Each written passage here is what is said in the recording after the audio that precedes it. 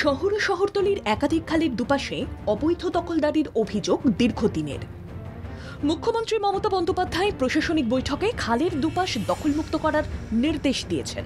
তারপরই সেচ ও পুর আধিকারিকদের সঙ্গে বৈঠক করেন প্রশাসনের কর্তারা। খালের দুপাশের জবরদখল সরানোর রূপরেখা তৈরি করতে তৎপর কলকাতা পুরসভা।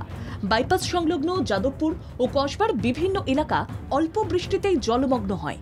পুরসভার নিকাশি বিভাগের আধিকারিকরা জানান, চৌবাগায় সেচ দফতরের নিকাশি পাম্পিং স্টেশন তৈরি না হলে ওই এলাকায় জল জমা ঠেকানো অসম্ভব। মেয়র ফেরহাদ হাকিম বলেন, শহরতলির খালপাড় জবরদখল হওয়ায় খাল সংস্কার করা অসম্ভব হয়ে পড়েছে। দখলদার সরিয়ে কিভাবে খাল সংস্কার করা যায় তা নিয়ে পুলিশ কমিশনারের সঙ্গে কথা বলবেন। একটা অদ্ভুত প্রবণতা, সেটা হচ্ছে যে খালগুলোর ওপরে দখল করে নেওয়া, বিভিন্ন খালের উপরে দখল হয়ে যাচ্ছে।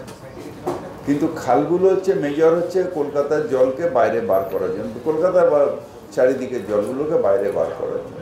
পুলিশ কমিশনের সাথে কথা বলবো যাতে থানাকে ব্রিফ করা থাকে যে গভর্নমেন্ট প্রপার্টি বা খাল, it is a government property, এগুলো যাতে দখল না হয়।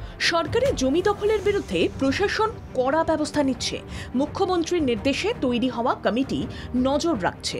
এই অবস্থায় কলকাতা শহরে ফুটপাত থেকে খালে দখলদারি হটানোর কাজ চলছে জোর কদমে। পুর ও নগর উন্নয়ন মন্ত্রী তথা মহানাগরিক জানিয়েছেন, শহরে নতুন করে কোনো বেআইনি বাড়ি হচ্ছে না। কড়া নজরদারির জন্য বেআইনি নির্মাণ হওয়া সম্ভব নয়, এগুলো পুরনো। আইনি মামলা চলছে, সেই সমস্ত বিষয়গুলো সামনে আসছে।